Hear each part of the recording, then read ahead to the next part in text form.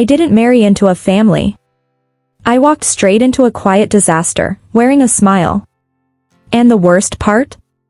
Everyone already knew something was wrong. They just chose to ignore it. When I moved in with my husband and his parents back in 2019, things felt manageable. Not perfect. Not warm. But stable. His parents needed help, his father couldn't see, both of them couldn't hear, and they depended on structure to survive day-to-day life. So we stepped in. We paid rent. We helped around the house. We built routines. And for a while, it worked.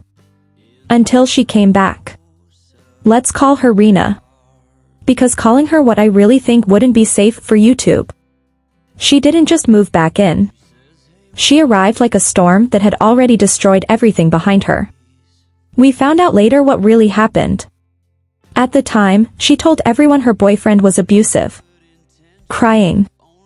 Screaming. Panic calls. My husband told her to call the police.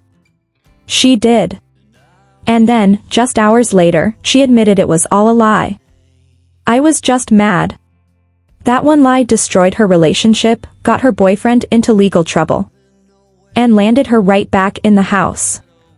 At first, I felt bad for her. That didn't last long. Within weeks, something felt off. She stopped working. Stopped contributing. But somehow, she was living better than all of us. New things. Constant spending. No limits. Meanwhile, my husband sat down one evening with his parents to review finances. What he found made my stomach drop. Their money wasn't just being used. It was being drained. And every trail pointed back to her. That night should have changed everything. It didn't. Because she was listening. She was always listening. Before my husband could even finish explaining, she exploded. Screaming. Accusing. Getting in his face. Then she shoved him. Hard. The room went silent. And just like that, the truth got buried. Again. That was the moment I realized something dangerous. She didn't just lie. She controlled the narrative. And no one challenged her long enough to stop it. After that, things got worse. Not all at once. But slowly. Strategically. Like she was testing how far she could go. She started unplugging devices her blind father relied on. Because she claimed someone was spying. She overfed our cats until they got sick. Then blamed it on someone else. She messed with my laundry, pulling clean clothes out mid-cycle, mixing them with dirty ones. And locking me out of finishing.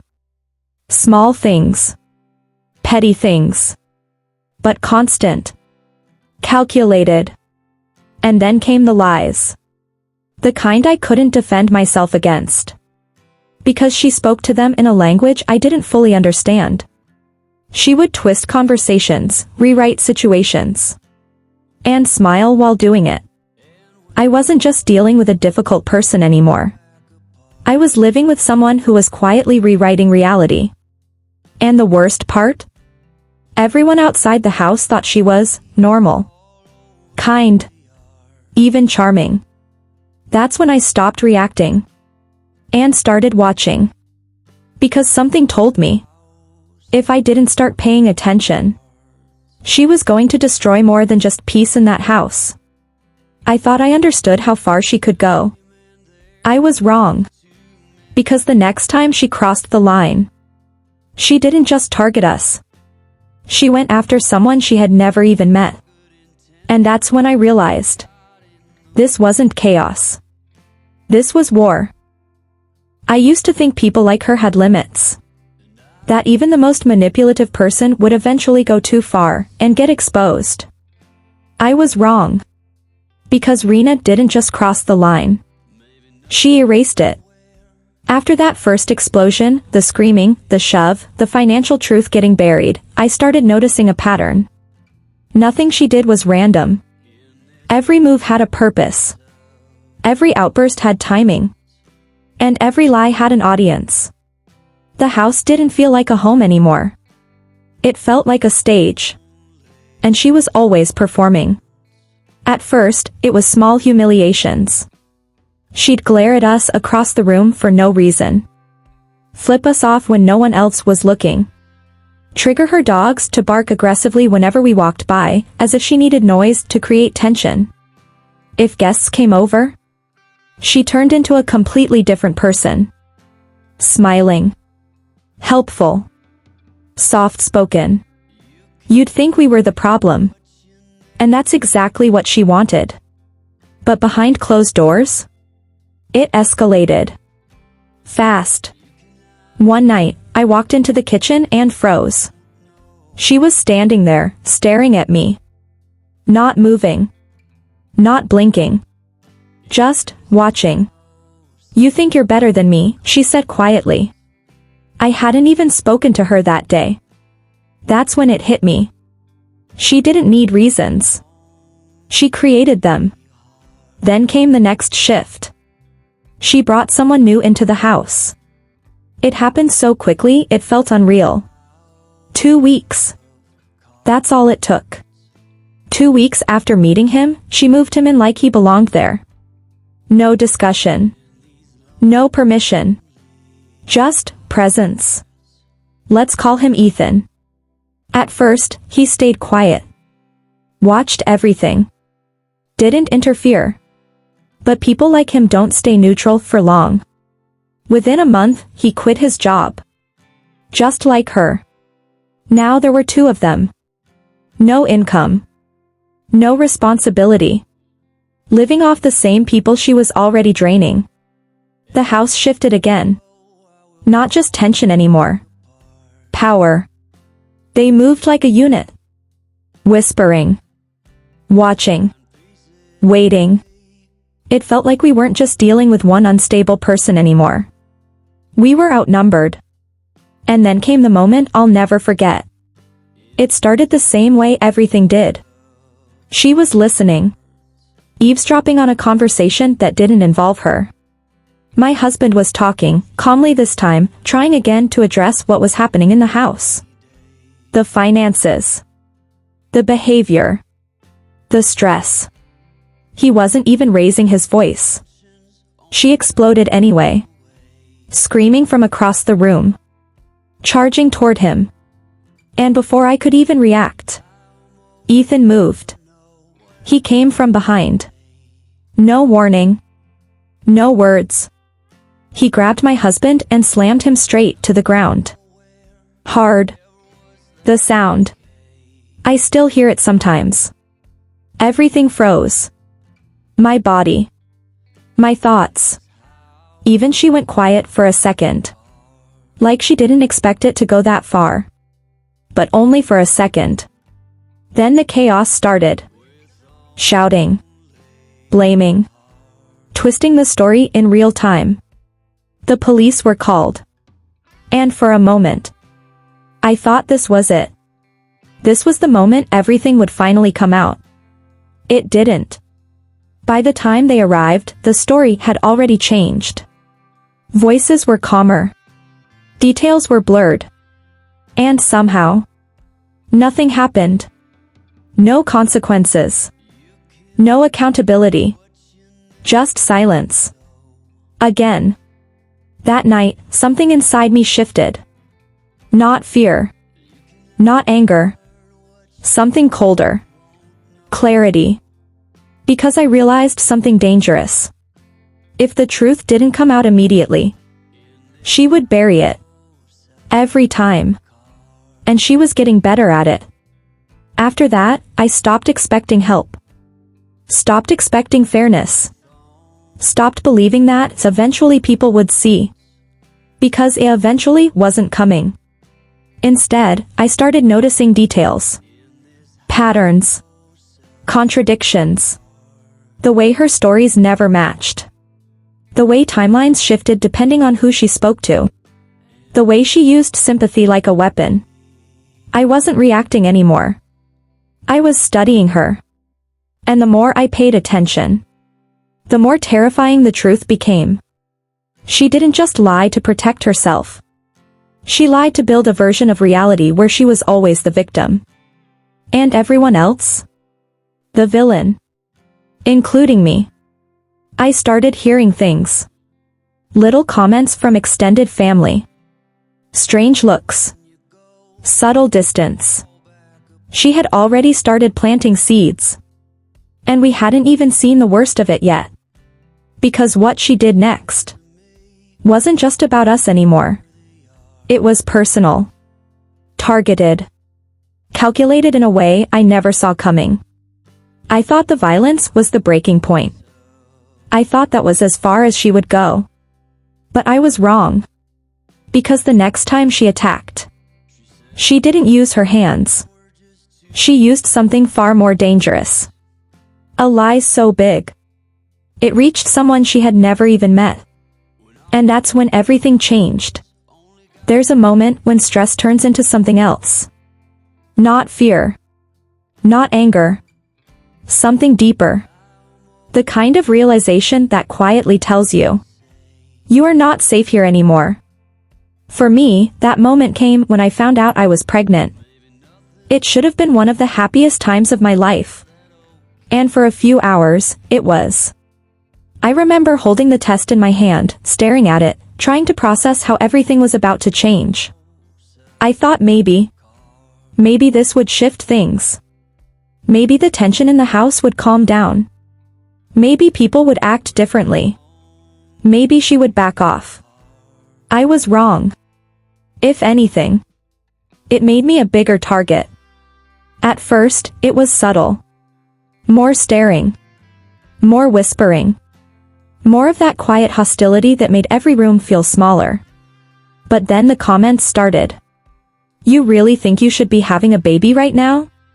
You can't even handle this house. You think you're ready? They weren't loud. They weren't explosive. They were calculated. Little cuts meant to make me question myself. I ignored them. I had to. Because reacting only fed her.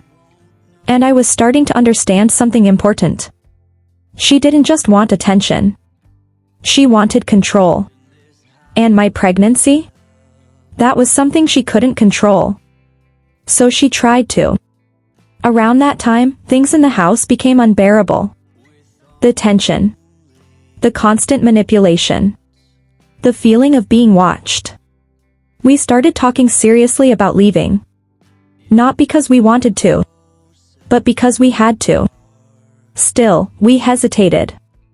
Because walking away wasn't simple. His parents needed help. And despite everything, we didn't want to abandon them. That hesitation? She used it. Because right when we were at our most vulnerable, she crossed a line I didn't even know existed. It started with a phone call. Not to me. Not to my husband. To my father. A man she had never met. Never spoken to. Didn't even exist in her life. Until suddenly, he did. I didn't know at first. My dad called me. His voice sounded off. Careful. Confused.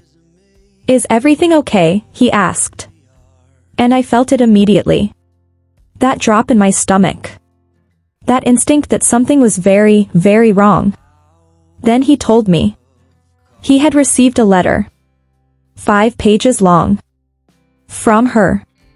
I remember going silent. Completely silent. Because my brain couldn't even process how that was possible. How did she even get your address? I asked. He didn't know. Neither did I. But that wasn't the worst part. The worst part was what she wrote. Page after page of lies. Carefully constructed. Detailed. Convincing. She accused my husband of being abusive.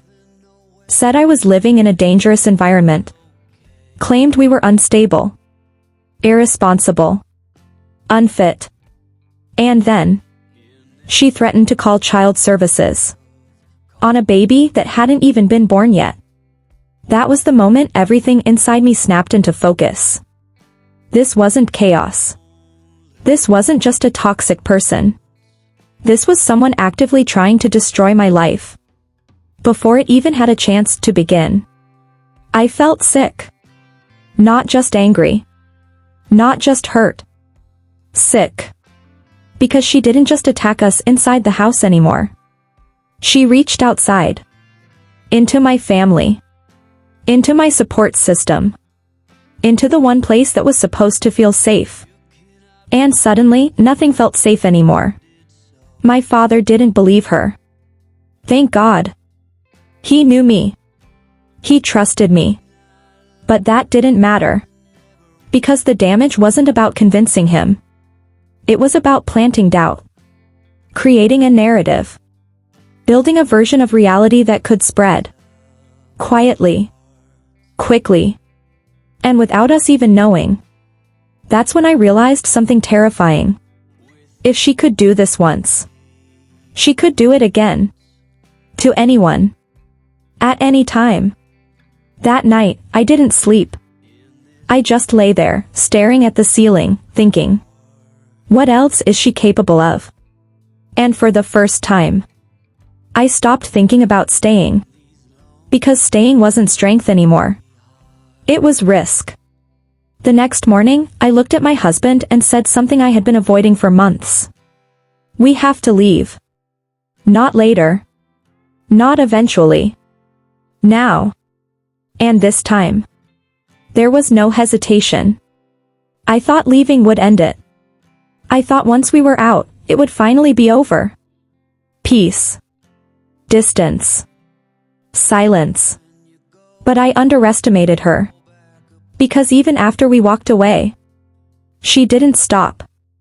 She just found new ways to reach us. New people to turn against us. New lies to tell. And the next time everything exploded.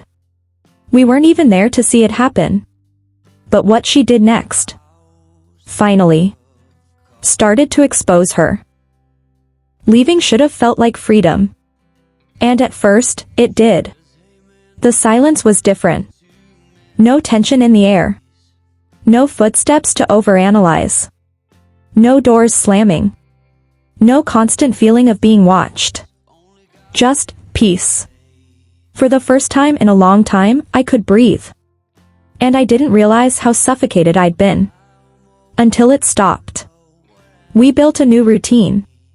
A quiet one. Focused on stability. On healing. On preparing for the baby. And for a while, it felt like we made the right choice. But peace, when you've lived in chaos, comes with a strange feeling. You start waiting for something to go wrong. And in our case, it did. Because while we moved on, she didn't. At first, it was distant. Background noise. Small things we'd hear through extended family. Comments. Half-truths. Stories that didn't quite match reality. She said you guys abandoned the family. She said you caused all the problems. She said you left because you had something to hide. I remember the first time I heard that. I didn't even react. I just stared. Because it wasn't shocking anymore. It was expected. She was doing what she always did. Controlling the narrative. The difference now? We weren't there to defend ourselves.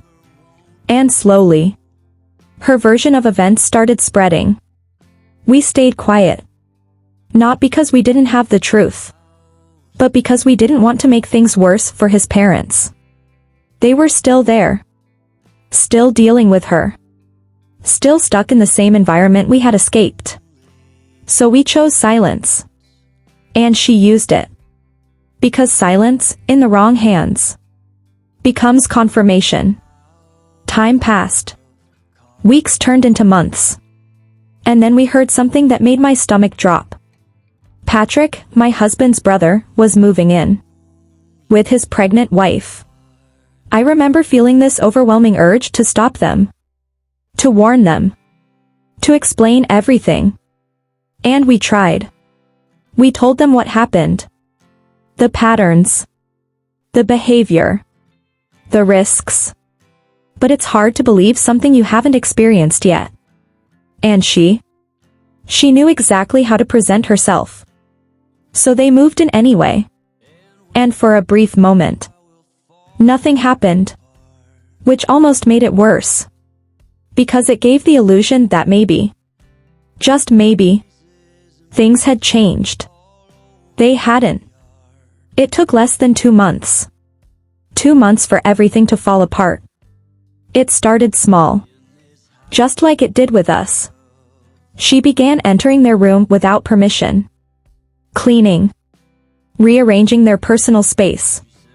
Touching things that didn't belong to her.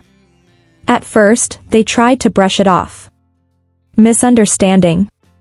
Overstepping. Something harmless. Until it wasn't. One day, Patrick confronted her. Calmly. Respectfully. Just asking her to stop. That's all it took. She snapped. From what we were told, it escalated instantly. She cornered him. Started shouting. Then swinging. And when he tried to defend himself, she tackled him. It was chaos. The kind you can't control once it starts. And then, just like before, she flipped the script. She called the police. But this time, it didn't go the way she planned. Because the truth had witnesses now. And for the first time, she couldn't rewrite it fast enough. She was arrested. When we heard, I felt something I hadn't felt in a long time. Not relief. Not satisfaction. Validation. Because finally, something stuck. But it didn't end there. Months later, we heard again. Another incident. This time, with her own father. The same man who depended on her. The same man she claimed to care about. She assaulted him. And again. She was arrested. By then, the pattern was impossible to ignore. And then came the final piece. A DUI. 3 separate incidents. 3 separate moments where the truth broke through. Whether she wanted it to or not. And yet, somehow, she was still playing the victim. Still telling her version. Still convincing certain people that she was misunderstood. Targeted. Wronged. That's when I realized something important. Truth doesn't spread on its own. And lies? They travel fast.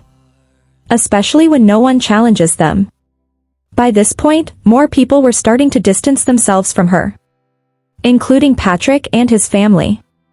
No contact. Just like us.